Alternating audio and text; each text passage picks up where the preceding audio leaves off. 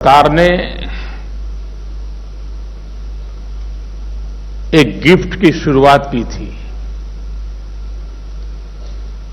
और उसके तहत आने वाले 100 दिन तक प्रतिदिन 15,000 लोगों को लकी ड्रॉ के माध्यम से 1,000 रुपया इनाम में मिलने की योजना। और ये उसके लाभार्थी वो लोग हैं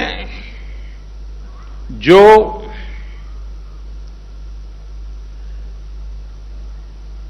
डिजिटल टेक्नोलॉजी का उपयोग करते हुए एक ग्राहक के बतौर खरीदी करते हैं,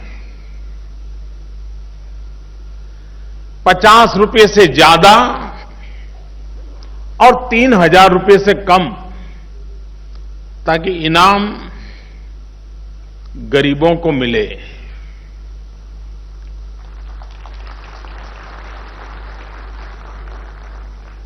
सौ दिन में लाखों परिवारों में इनाम जाने वाला है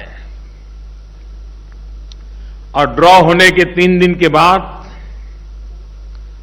बैंक के लोग उसमें से नाम कौन है वो निकाल देते हैं।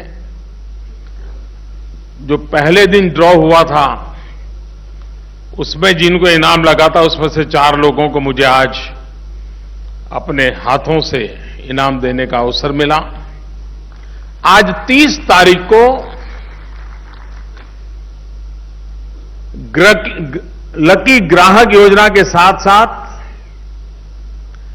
धन व्यापार योजना का भी ड्रॉ हुआ। यह सप्ताह में 1 दिन हो रहा है। आज पहला था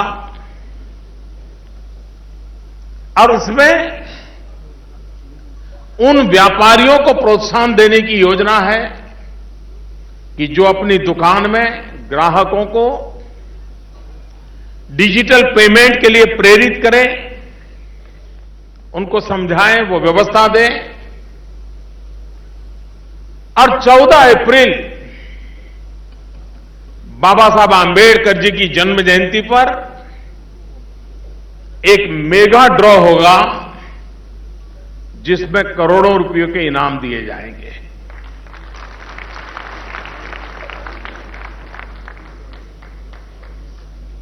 जिन लोगों को इस लकी ड्रॉ में इनाम मिला है उनका मैं अभिनंदन करता हूं, लेकिन मैं उनका आभार भी व्यक्त करता हूं क्योंकि उन्होंने झारखंड जैसे छोटे गांव में रहने वाले किसी छोटे नौजवान ने इस टेक्नोलॉजी को आत्मसात किया, इस टेक्नोलॉजी का उपयोग किया, महिलाओं ने उपयोग किया।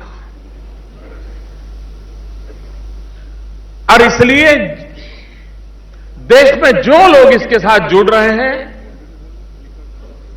वो एक प्रकार से उज्जवल भारत की नींव मजबूत करने का काम कर रहे हैं और इसलिए मैं इन सबका अभिनंदन करता हूं, को बधाई देता हूं।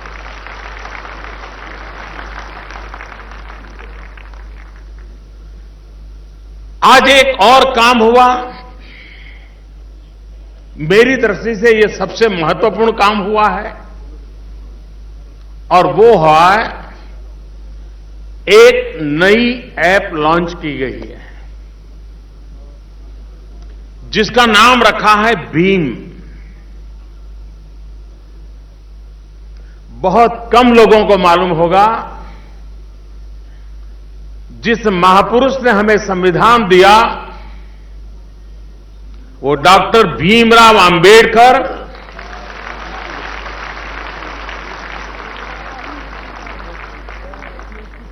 अर्थशास्त्र में उनकी निपुणता, ये उनकी सच्ची पहचान थी। और उन्होंने आज से करीब 80-90 साल पहले भारत का रुपया उस पर थीसिस लिखी थी और मुद्रा नीति कैसी हो। उस समय जब अंग्रेजों का शासन था, भीमराव अंबेडकर ने विश्व के सामने भारत की मुद्रा नीति के संबंध में एक नएपन से अपने विचारों को प्रस्तुत किया था। और आज हम लोग जिस रिजर्व बैंक की चर्चा करते हैं, आरबीआई की बात करते हैं, डॉक्टर बाबा साहब आंबेडकर ने जो थीसिस लिखी थी, उसी के प्रकाश में से विचार लेकर के ये रिजर्व बैंक का जन्म हुआ था।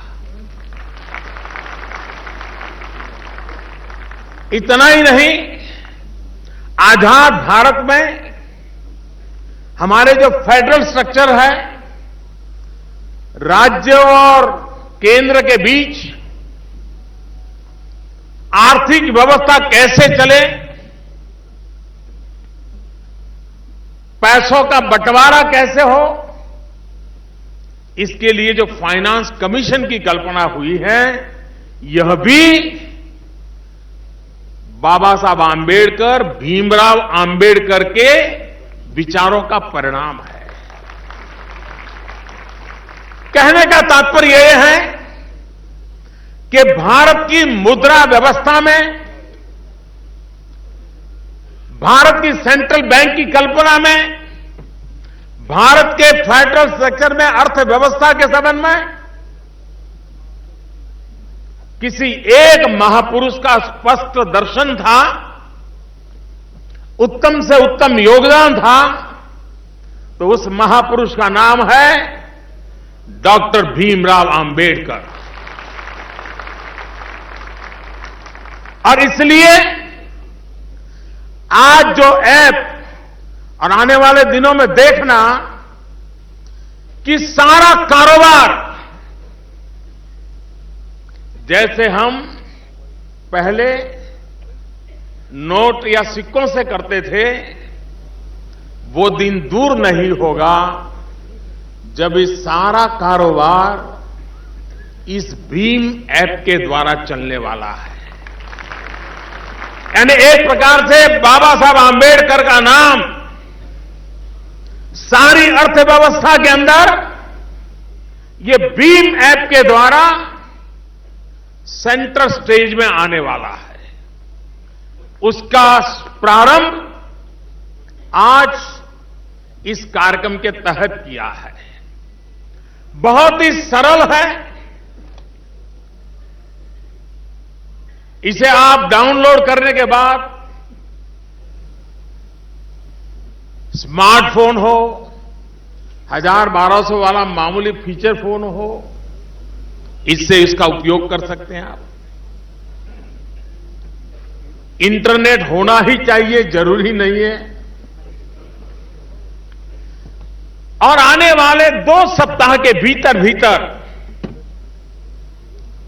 एक और काम हो रहा है, जिसकी सिक्योरिटी की चेकिंग की व्यवस्था चल रही है इन दिनों। वो आने के बाद तो ये भीम की ताकत ऐसी होगी कि आपको न मोबाइल फोन की जरूरत पड़ेगी, न स्मार्टफोन की जरूरत पड़ेगी, न फीचर फोन की जरूरत पड़ेगी, न इंटरनेट की जरूरत पड़ेगी। सिर्फ आपका अंगूठा काफी है। आपका अंगूठा काफी है।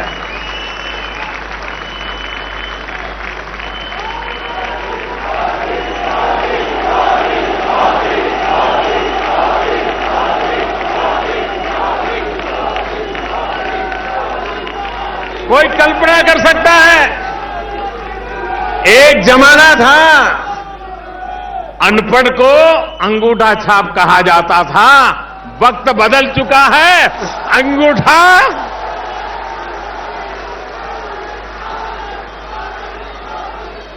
आप ही का अंगूठा आपकी बैंक, आप ही का अंगूठा आपकी पहचान, आप ही का अंगूठा आपका कारोबार। कितना बड़ा रिवॉल्यूशन आ रहा है। और 2 सप्ताह के बाद ये व्यवस्था जब आरंभ होगी, मैं बहुत साफ देख रहा हूं, ये भीम दुनिया के लिए सबसे बड़ा अजूबा होगा।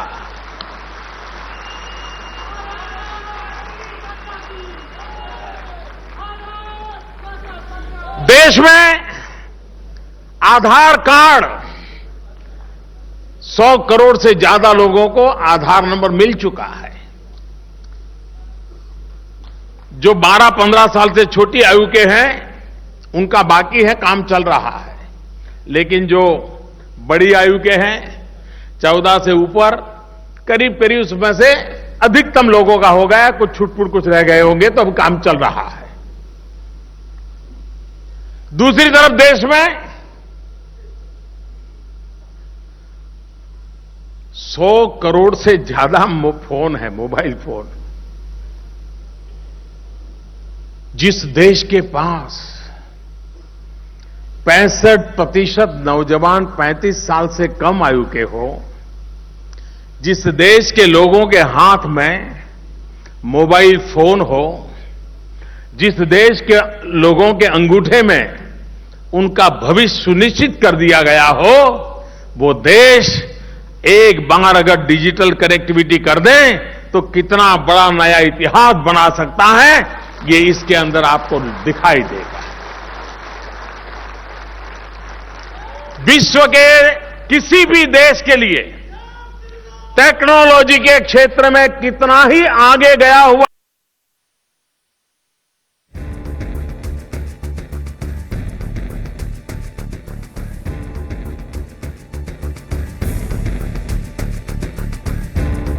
गूगल के पास जाएंगे,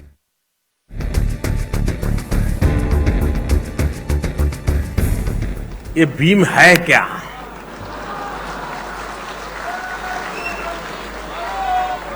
तो शुरुआत में तो उनको महाभारत वाला भीम दिखाई देगा।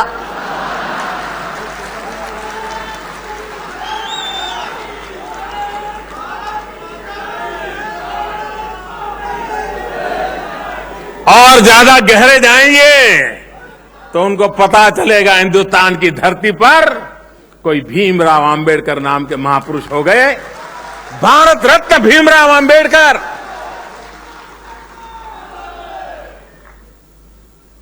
भीमराव आंबेडकर के जीवन का मंत्र यही था, बहुजन हिताय बहुजन सुखाय।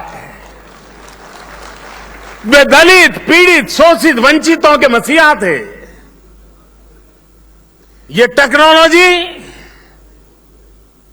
उसकी सबसे बड़ी ताकत गरीब से गरीब को एम्पावर करने की ताकत इसमें पड़ी हुई है। ये भ्रम है कि ये पढ़े लिखे अमीरों का खजाना है। जी नहीं, ये गरीबों का खजाना है।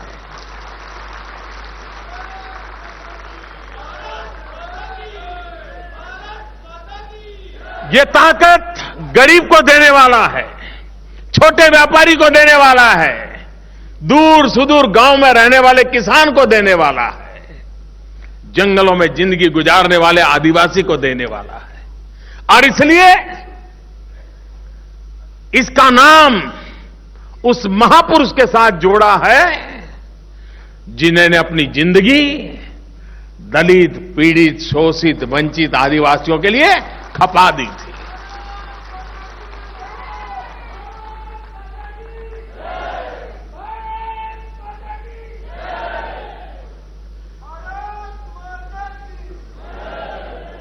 शुरू में कभी कभी लगता है, आज भी दुनिया के कई समृद्ध देश हैं, पढ़े लिखे फॉरवर्ड कंट्रीज हैं, उनको जब पता चलता है कि हिंदुस्तान में करोड़ों लोग बटन दबा करके वोटिंग करते हैं और जब काउंटिंग होता है तो 2 घंटे में तो रिजल्ट आना शुरू हो जाते हैं, तो दुनिया के कई देशों को अचरज होता है कि अभी तो हम चुनाव होता है तो मतपत्र प्रिंट करते हैं, गांव-गांव मतदान करने के लोग आते हैं, थप्पा मारते हैं, फिर बक्से में डालते हैं, फिर हम लोग उसका डिवीजन करते हैं, सेपरेशन करते हैं, उसके बाद काउंटिंग करते हैं। हमारे यहां तो हफ्ता लग जाता है।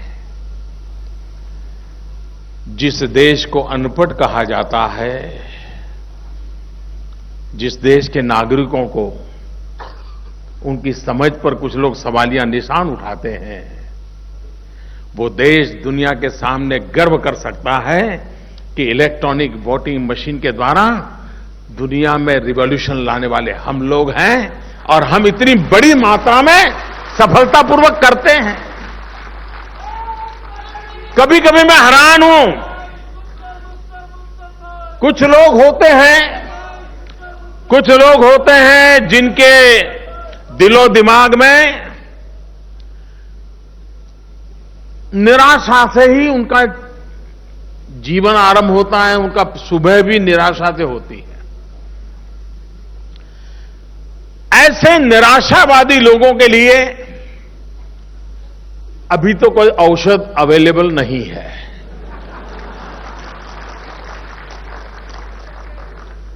तो ये निराशावादी लोगों को उनकी निराशा उनको मुबारक। कोई कल्पना कर सकता है, हिंदुस्तान में एक जमाना था, आप लोगों ने पुराने जमाने की मूवी देखी होगी, तो शेयर मार्केट में व्यापारी इकट्ठे होकर के चिल्लाते थे, ऐसे ऐसे उंगलियां कर करके वो अपना शेयर बाजार में दाम बोलते थे, और उसको लिखने वाले फिर दूर से तय करते, हां ये वो बोली बोल रहा है, वो ये बोली बोल रहा है। ये एक जमाना ऐसा था। आपने देखा होगा पहले शेयर मार्केट के अंदर कोई इन्वेस्टमेंट करते थे तो बड़े बड़े शेयर सर्टिफिकेट आते थे, उसको संभालना पड़ता था, घर में कोई ध्यान रखता था, देखो भाई शेयर लिए थे तो क्या हुआ, कोई दाम बढ़ा कम हुआ। आज हिंदुस्तान किस प्रकार से बदल को स्वीकार कर चुका है। करोड़ों करोड़ों लोग स्टॉक मार्केट से, डीमैट अकाउंट से अपना पूरा कारोबार ऑनलाइन करते हैं।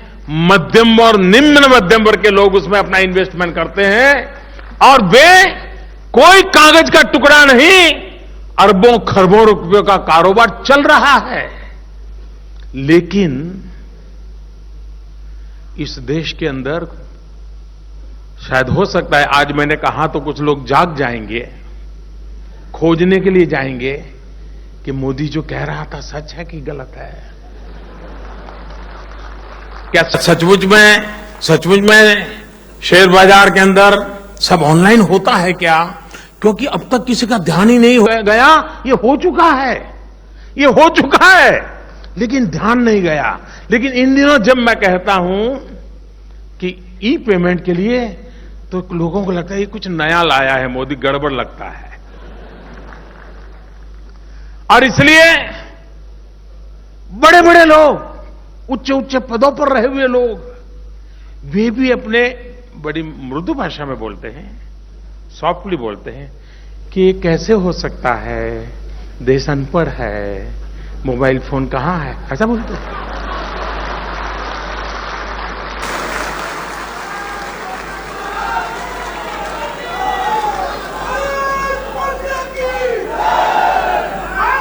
इसलिए ये निराशा में पले बड़े लोगों के लिए मेरे पास कोई औषध नहीं है, लेकिन आशावादी लोगों के लिए मेरे पास हजारों अवसर है।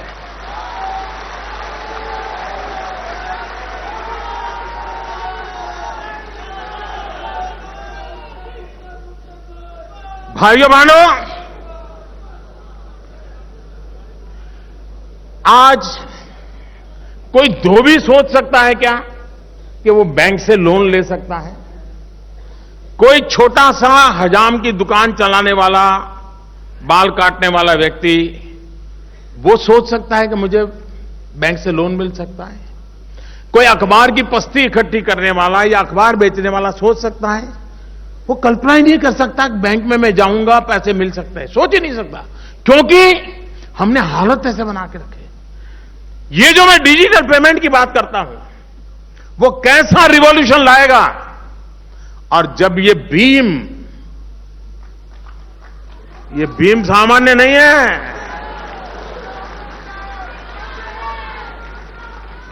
आपके परिवार की वो आर्थिक महासत्ता बनने वाला है। कैसे? मान लीजिए एक धोबी आज, उसके बाद लोग आते हैं, कपड़े ड्राई क्लीनिंग दिखना फलाना करा के जाते हैं, शाम को वो 500-1000 रुपया कमा लेता है, घर ले जाता है अपना गल्ला। लेकिन जिस दिन वो डिजिटल पेमेंट लेना शुरू करेगा तो उसका पूरा ट्रैक रिकॉर्ड तैयार हो जाएगा। उसका मोबाइल फोन बोलेगा कि रोज का 800-1000 रुपया आते हैं, 100-200 रुपया बचते हैं।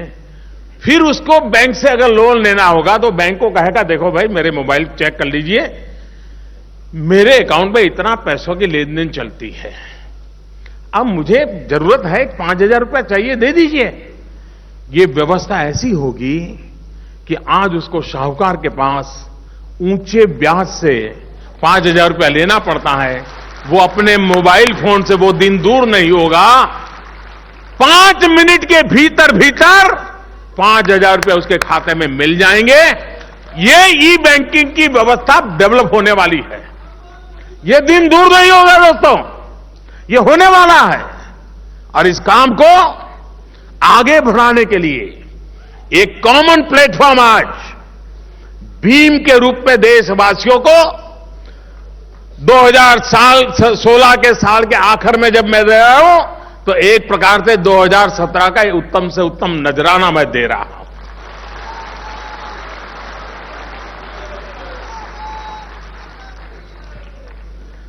भाइयों बहनों, आज से 3 साल पहले के अखबार उठा लीजिए, पुराने अगर YouTube पर जाएंगे तो पुराने टीवी न्यूज के क्लिपिंग पड़े होंगे, वो देख लीजिए। क्या आता है? कितना गया, कोयले में कितना गया, 2G में कितना गया है। खबर यही रहती थी कितना गया। आज लोग देखें यार आज कितना आया। देखिए वक्त वक्त की बात है। वही देश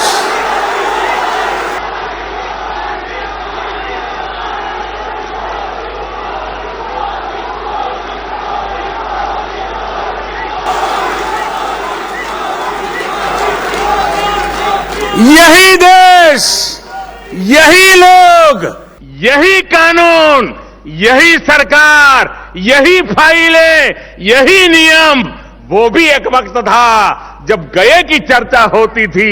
ये भी एक वक्त है आने की चर्चा हो रही है।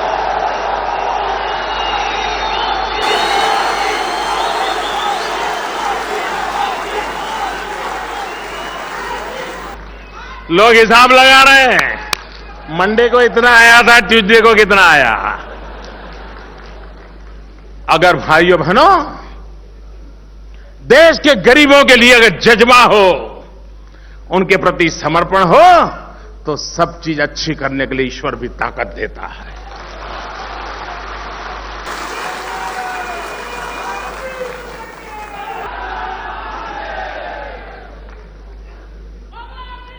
मैं हैरान हूं, एक नेता ने बयान दिया, उन्होंने कहा खोदा डूंगर और निकाली चूहिया। भाई मुझे चूहिया ही निकालनी थी, वही तो सब खा जाती है चोरी छुपी से।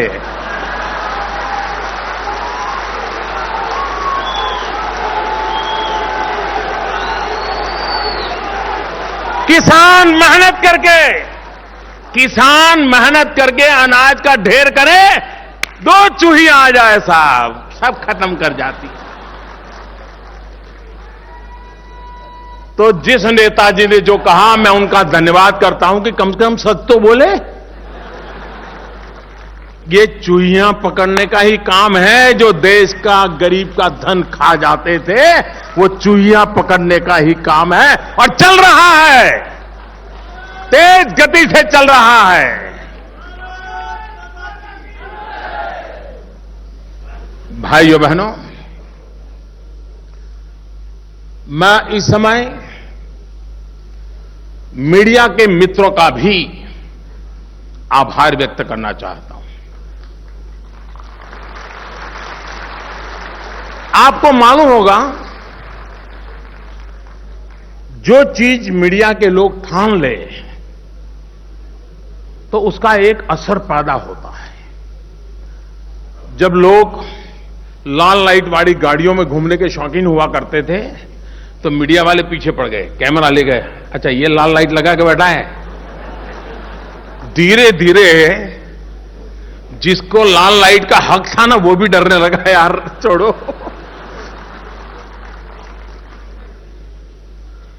बहुत लोग थे, सरकार कहे, कानून कहे, सीट बेल्ट लगाओ, सीट बेल्ट लगाओ, कोई नहीं लगाता था। मीडिया वाले पीछे पड़ गए।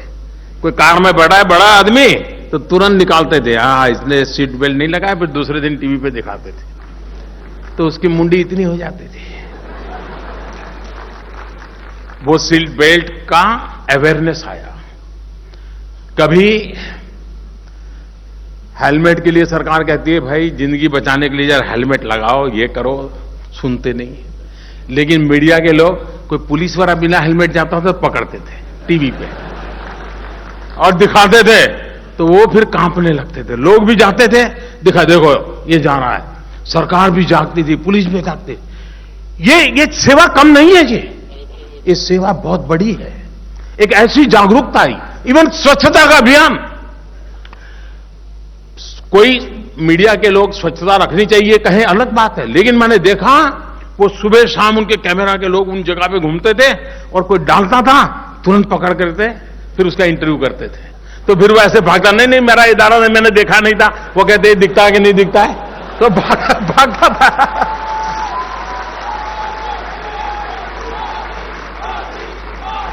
देखिए, मैं मानता हूं हमारे देश के इलेक्ट्रॉनिक मीडिया ने ऐसे तो मैं ढेर सारी चीजें गिना सकता हूं, क्योंकि मैं आशावादी सोच वाला इंसान, तो मुझे उसमें अच्छा दिखता है। कुछ लोगों को शिकायत करने का मन करता है कि ऐसा क्यों करते हैं, मुझे नहीं करता है, मुझे लगता है अच्छा करते हैं। और इसलिए आने वाले दिनों में मीडिया बहुत बड़ी सेवा कर सकता है। पिछले 50 दिनों देखा होगा आपने, मैं भाषण करता था कि डिजिटल करना चाहिए, मोबाइल करना चाहिए, तो मुझे दिखाते थे और बगल में कोई पैडल रिक्शा वाले को पूछते थे कि तेरे पास मोबाइल है? वो कहता था नहीं है। तुम कैशलेस जानते हो? बोले नहीं। फिर वो मुझे आए मोदी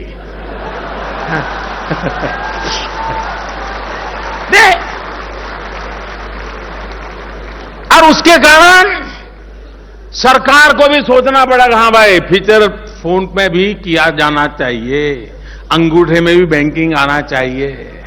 आया कि नहीं आया? तुम बोलो मीडिया को मैं थैंक यू कहूं कि ना कहूं? इसलिए मैं उनको थैंक यू कहता हूं। लेकिन मुझे विश्वास है आप लोग चेत करके रहिए। अब मीडिया वाले 1 तारीख के बाद आपके हाथ में मोबाइल देखेंगे, कैमरा खड़ा करके पूछेंगे तेरे पास मोबाइल है? भीम है? कैश लेके क्यों घूम रहा है? पढ़े लिखे हो, क्या कर रहे हो? आप देखना 2017 में मीडिया के लोग आपको पूछने वाले हैं, सब हिंदुस्तान वालों को पूछने वाले हैं कि 2 मोबाइल फोन लेके घूम रहे हो, फिर भी तुम कैशलेस नहीं हो रहे हो।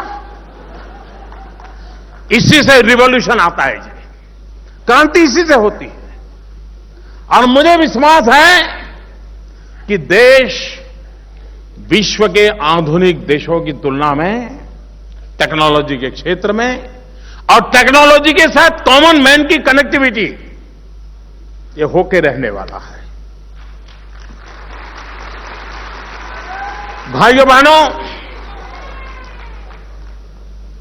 मैं ये साफ मत कहूं, हमारा देश ऐसे ही सोने की चिड़िया नहीं था। हमारा देश ऐसे ही सोने की चिड़िया में से गरीब नहीं बना है। हमारे अपनी कमियों के कारण, अपनी गलतियों के कारण, अपने गलत आचरण के कारण सोने की चिड़िया कहा जाने वाला देश गरीब देश की गिनती में आके खड़ा हो गया। लेकिन इसका मतलब यह है कि आज भी इस देश में फिर एक बार सोने की चिड़िया बनने का पोटेंशियल पड़ा हुआ है।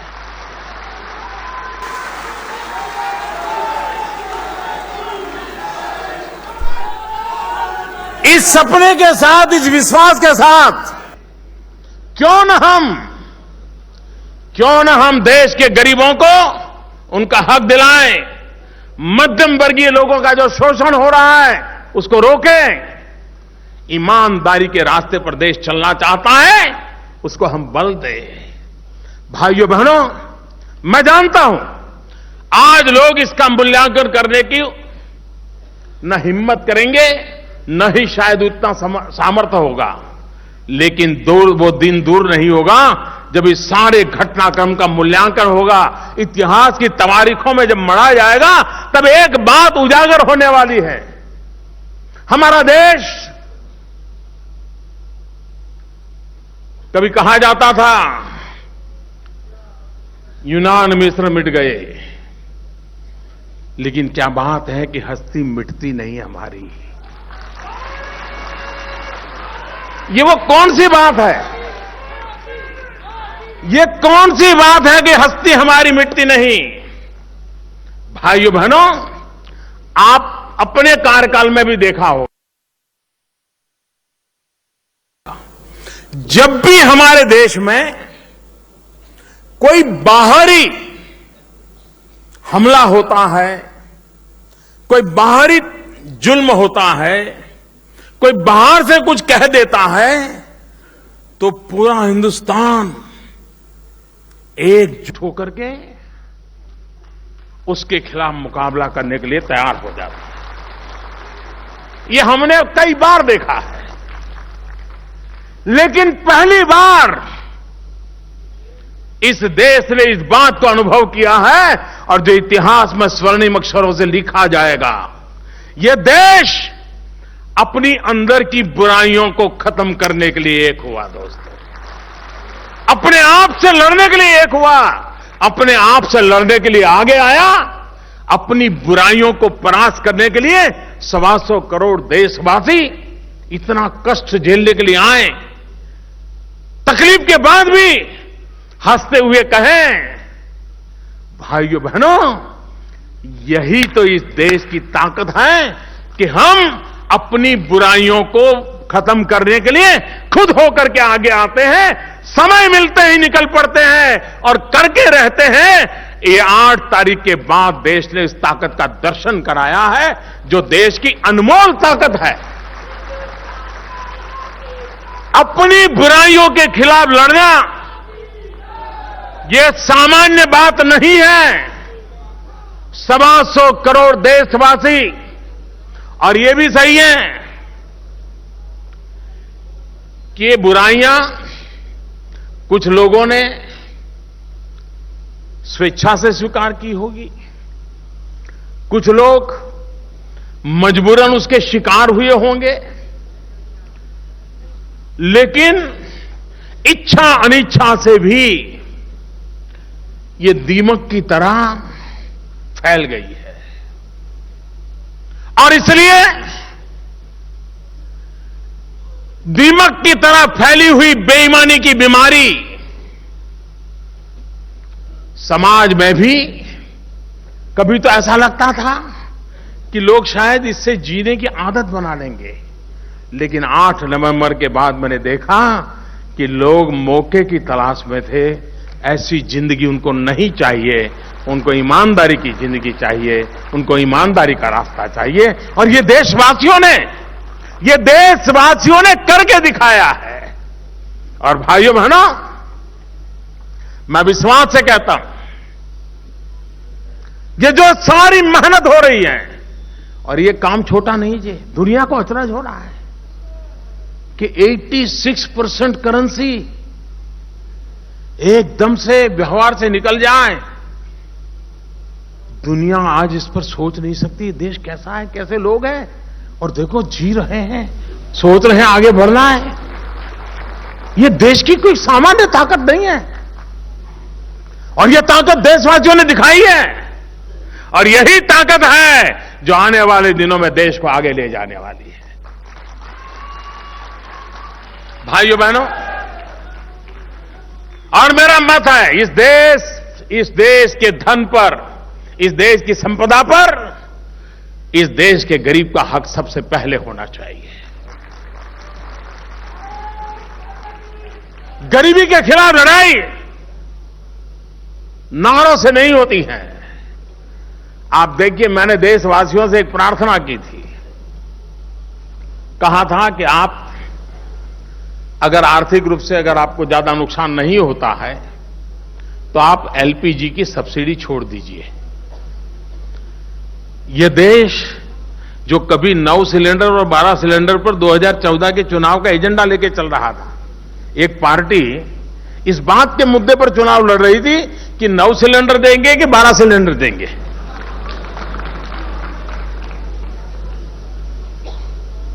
जिस देश में पूरा चुनाव सिलेंडर की संख्या पर लड़ा गया हो, इस देश के अंदर एक सरकार आकर के लोगों को यह कहे कि सब्सिडी छोड़ दो, कितना बड़ा कॉन्ट्रास्ट। हम आपको 12 सिलेंडर दे दो, वोट दे दो, ये दूसरा ऐसा आया वो कहता है सिलेंडर की सब्सिडी छोड़ दो।